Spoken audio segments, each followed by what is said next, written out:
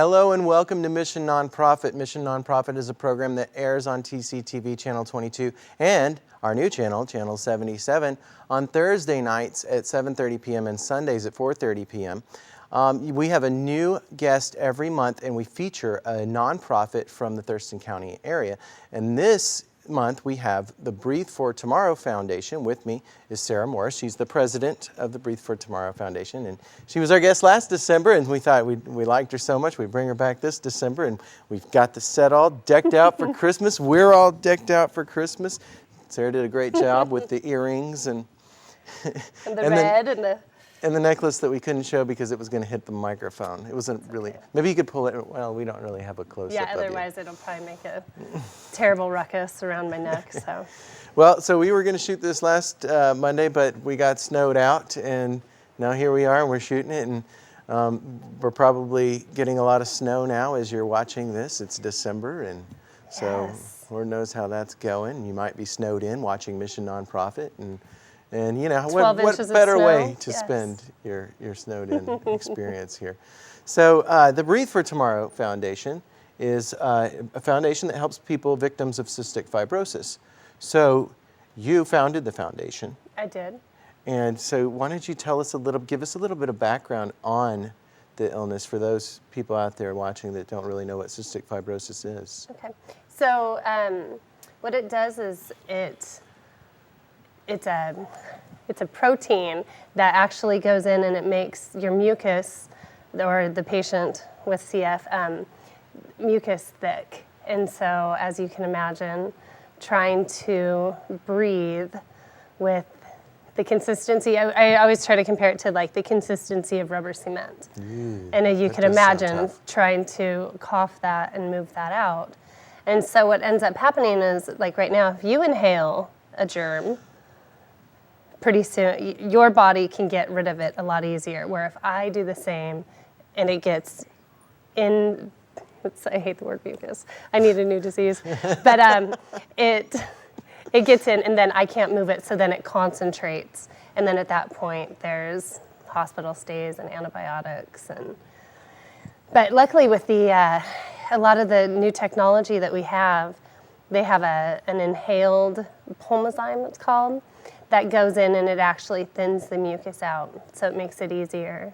So is this something you have to take? Because you have the illness, obviously, and I don't know if I made that clear to everybody, but I do. And you take this medication then every day? I actually am a little bit different, and I'll remind everybody right now, I'm not a doctor, so I only do Pulmzyme when I'm sick, when I need that. Otherwise, I'm a firm believer that my body works how it needs to work, and so when I start getting a little sick, instead of going right in to the hospital, I let my body kind of fight it off. And at that point, once my body can't do it, then I take my Pulmzyme, get antibiotics and whatnot. So it's kind of like you're more susceptible to viruses and illnesses and things. Yeah, well, in fact, they just did a bunch of research last year, and it's funny because ever since I was little, I used to tell the doctors that I have strong warriors. That's what I call my antibodies. Like, I feel like I have stronger antibodies than you. But if I get sick, then I'm really sick. Right. So like if somebody came in that was sick now, you would probably more likely get a cold from them than I would. But if by chance I did, I would get a lot sicker than you would. Does it make you scared to be around people that are ill? Do you try to avoid that? No, that's another thing. I don't, because I feel like if you're not around it, your body can't learn how to fight it off. And I know that that's one of the things that a lot of new parents with newly diagnosed, it's constant hand sanitizing, it's constant, like, don't expose them to germs. And to me, once again, I'm not a doctor, so it's just my opinion, but to me, they have to be able to get sick for their bodies to learn how to fight it off. I always tell people I grew up on Black Lake, so there's not a lot of things that my antibodies can't fight off. So, but it doesn't make me nervous. I mean, obviously, if somebody has a cold, I'm not going to kiss them or share a soda with them, but I wouldn't freak out and leave the room or anything like that. You obviously know a lot of people that have the illness because you are in the business of helping families and victims with the illness. Patients. Thank you. Sorry. No, let's you're clear fine. it up. You're fine. No, a lot of times people, and that's, one of the things that I really try to emphasize is the fact that we're not, like the word victim, to a lot of us, it's, with me, I feel blessed, as weird as it sounds. I look at my CF as a blessing, and a lot of people kind of grab that and go, what do you mean? How is it a blessing? But it's made me who I am today, and I like who I am today. And it gives me a whole new outlook as far as the value of life. And, like when I can take a deep breath in, like I appreciate that a lot more than somebody who takes deep breaths all the time. You're obviously a huge inspiration to all of the younger people that have it. And so you guys have helped out a lot of people with cystic fibrosis. And so, and we talked about this last year, and but let's go over kind of what's new. What's happened this past year? What kind of things have you done? We had a great year. We were chosen by a great family down in Arizona, the Cush family. They have an annual wine gala that they do, and this year they chose us as a beneficiary, and so we went down, and it was a very intimate 40-person fundraiser. I had the opportunity to meet so many great people, and the donors there, just huge hearts. We had one donor that donated $8,000 to us, but we ended up raising $35,000. Excellent. Yeah, and that's, for the last 2 years before that, we've ran off about $10,000 a year, give or take, and so for us to have the opportunity, we've helped probably around 30 families. Are these all local families? No, we're nationwide. We're nationwide. Okay. We do help people in Washington. We actually, our Washington fundraisers, like was it last week or the week before, we had a Laugh for Life, which is a comedy show that we do over at the Tyee Event Center. And you brought some pictures from that event. Yes, I did. So let's see some pictures from that event as you tell us all about it. And Dwayne Goad and Susan Rice came, and we had it emceed by Brees Nelson. He's local, does a lot of comedy here locally, hosts a lot of shows locally. And it's a night of comedy and dinner. It's a great event. I originally, when I started this, I was like, ooh, I'm going to do a wine gala where I get to wear a fancy dress and get a updo. And the more I got into it, the more I realized that come December and November, people have a lot of events to get dressed up for. And I found that a lot of people would rather be able to throw on jeans and just come, instead of having it a night dedicated to fundraising, having a night dedicated to laughing and having a good time. The Tyee Event Center has great food. They donated the room to us. Ooh, nice. And people could wear whatever they wanted. And then in the middle, we just do an ask where we ask, hey, if you can donate $10, if you can donate $1 million, here's your time. Nice. And we were able to raise about $2,500. So that $2,500 we actually keep for Washington families. So money that's raised. Same with, we have the CFD, which is a combined fund drive, which means that any employees that work for Washington State are able to donate to our foundation through their paycheck. Oh, good. Yeah. Does the state match them or anything like that? That would be nice. That's a good idea. You should try that. You got it. But it's great because all of that we keep separate and we keep local money here to help local families. Good. So, and then, but cool. Other than that, like our big event, that went into a nationwide pool. And we turned electricity on for people that had no electricity. We had one woman who was served an eviction notice. She was 2 months behind on her rent.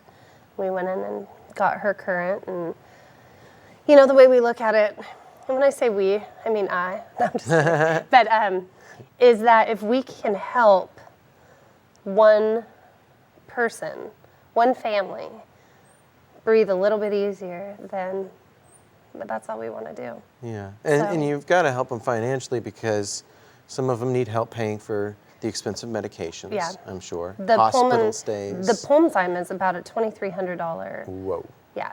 prescription. So you can imagine, even with health insurance, and different insurances have different policies, but you figure we had one family that their insurance came back and said, hey, this is a secondary medication, meaning that you don't need it to survive.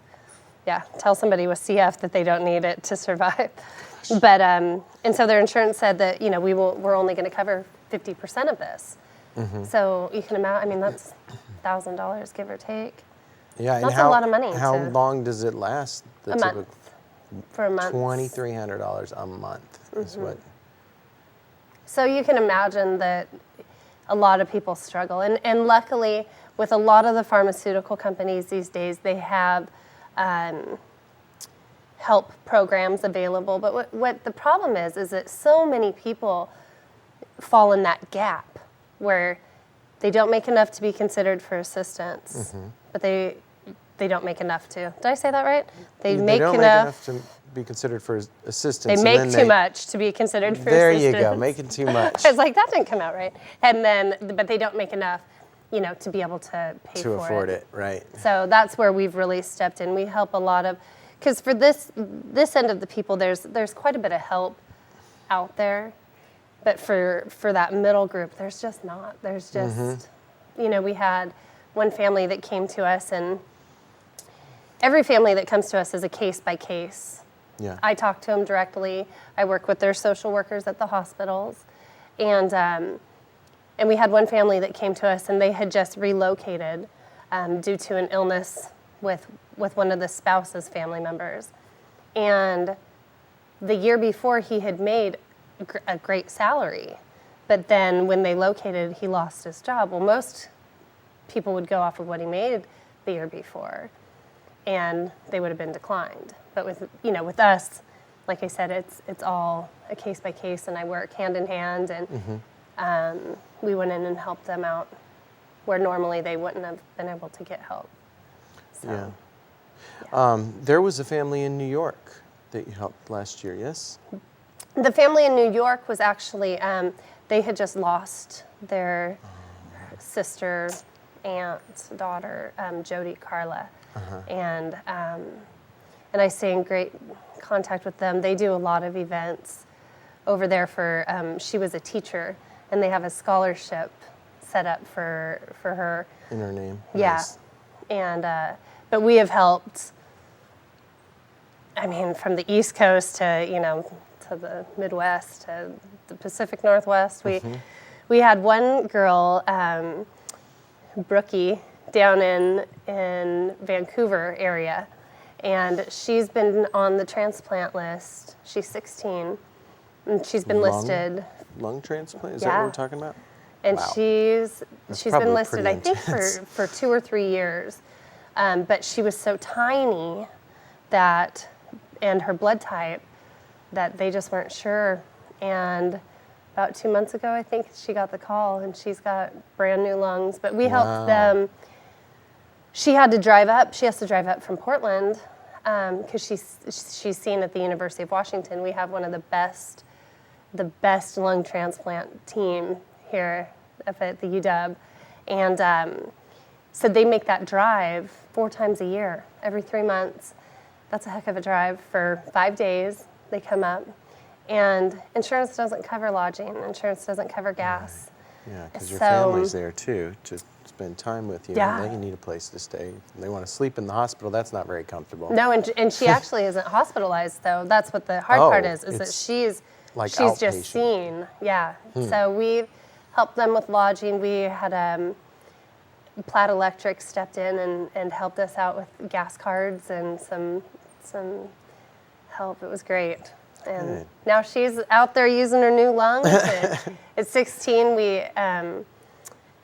she had never been to like a Mariners game or anything like that because she was a wheelchair and with oxygen, and So you can imagine. Now, what kind of shape is she in with her new lungs? Does she still Great. have the illness, or? It actually, CF doesn't grow back in the new lungs. She'll still, because part of it that I didn't really finish with is because of the thick mucus, it affects everything in your body. I mean, you can think of where mucus is in your body. You know, the digestive system, the liver, the kidney. I mean, it affects so much more. So she won't grow CF in her new lungs, but she'll still have to deal with like pancreatic stuff. And, Oh, okay. Yeah. But the lungs is probably the most. Yeah, but dangerous. it's really a weird thing because like she has to learn how to recough and stuff like that. You don't. Crazy. Yeah. I didn't know they did lung transplants. Oh yeah, it used to be. We actually had one of the first transplant with CF here in Olympia, and he used to drive around, and his license plate, David Fanning, his license plate was new lungs, and when he had his, I was probably. Never mind, we won't do that. But it was a whole different, a whole different experience versus now it's almost like you go in, you get your new lungs, and you're out 2 days later. Crazy. Yeah. Well. It is crazy. But the problem is organ donation. I mean, the majority of people that need transplants, for some odd reason, people don't sign up as donors. And So people out there watching Yes. should make sure that they're organ donors. Yes, please. Please, you don't need them. You don't need to take them with you. You don't need to bury them in the ground. No. And, they, Donate Washington has a great website about it. A lot of people have this, if it's religious or like the conspiracy theory of, the doctors aren't going to help me if I'm in a critical situation because they want my lungs. And that just, They there's probably a lot want to of, help them as long as they Yeah. can charge them. as long as they have insurance, they're good to go. That's No, I'm right. just kidding. But the Donate Washington website has a lot of great, here's the facts of it. Don't listen to the myths. And there's really no reason why, because for somebody like me, for example, they obviously, nobody wants my lungs, but my eyes You and have other tissues, parts yeah, that eyes people and want. tissues and that kind of stuff. People need that stuff. The numbers are astounding of how many people die every month waiting, 100,000 people. It's nuts. So, and make sure we had a little girl who passed last month, and her mom wrote a beautiful blog because she passed on, she was in an accident and she passed on her 11 people, I think, lives she saved. Oh, great. And that it's such a, you take something that's so tragic and turn it into something that's beautiful. So, Yeah, why yeah. not? So how do people that have this illness or people that know somebody who has this illness get in touch with your foundation? Probably our website is the best way to do that, and we have two different websites. We Two have different URLs. we have two different URLs. B4, the number 4, tf.org is one of them, and then, like I told Robert earlier, those who like to type a lot more, you can spell it out. Breathe. Don't forget the E. The number 4, tomorrow.org.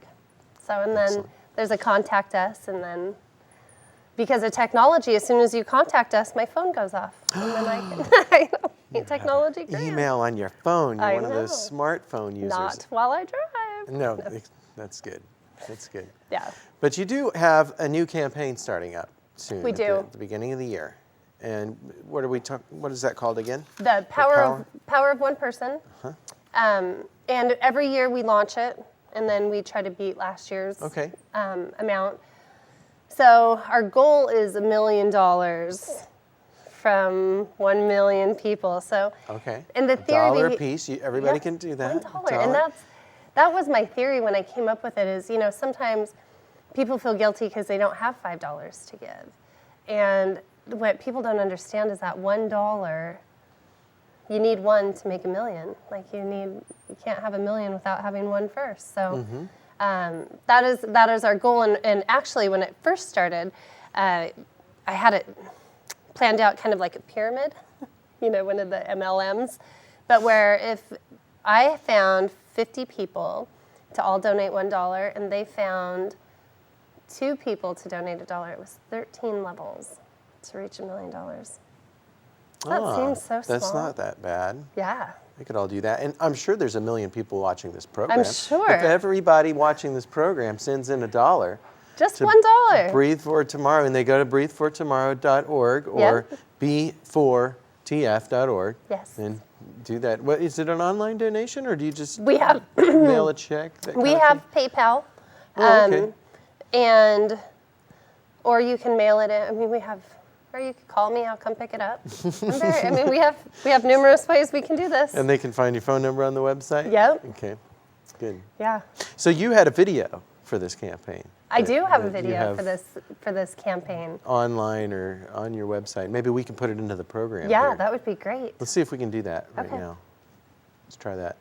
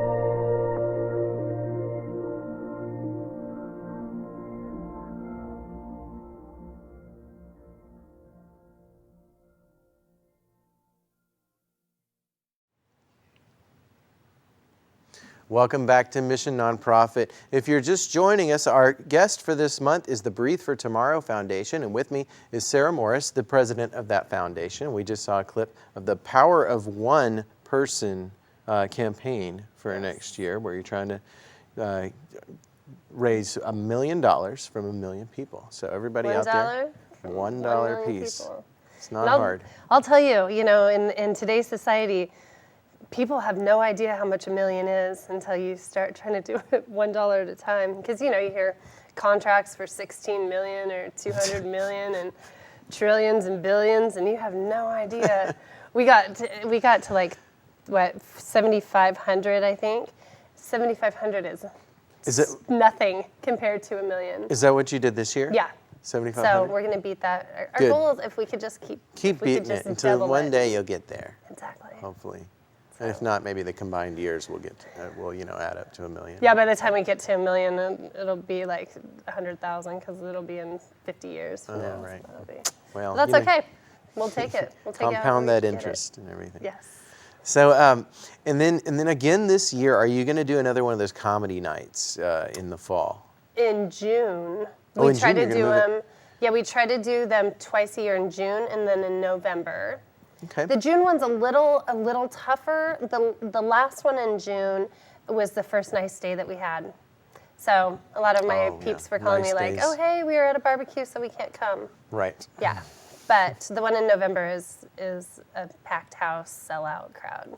If people are interested in going to one of those, how can they find out the Website. dates? Just keep an eye on the website. Mm-hmm. Is there kind of like an email listserv kind of thing like that or anything? If Email they reminders? let me know, if they Just- let me know, they I will can let them know. Send you an email or Yes. something and say, hey, let me know. Yeah. And then you will. And because if you're on our Facebook, then I will Facebook page. Yes.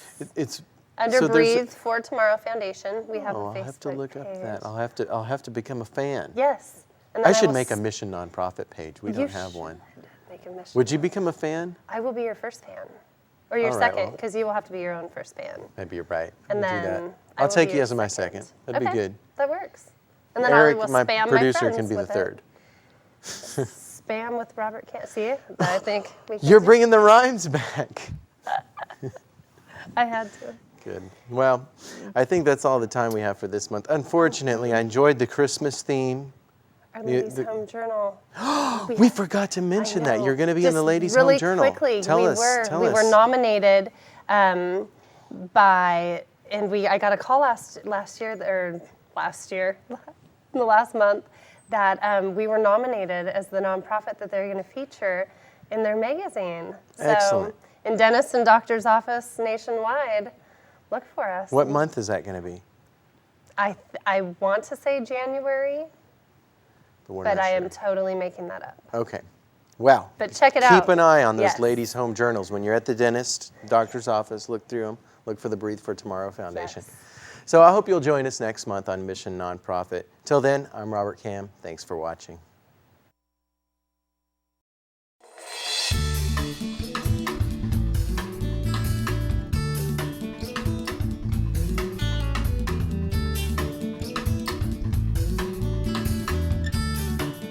If you know of a local nonprofit organization that's making a difference in our area, give us a call at 956-3100 extension 103 or send an email to rkam@tctv.net.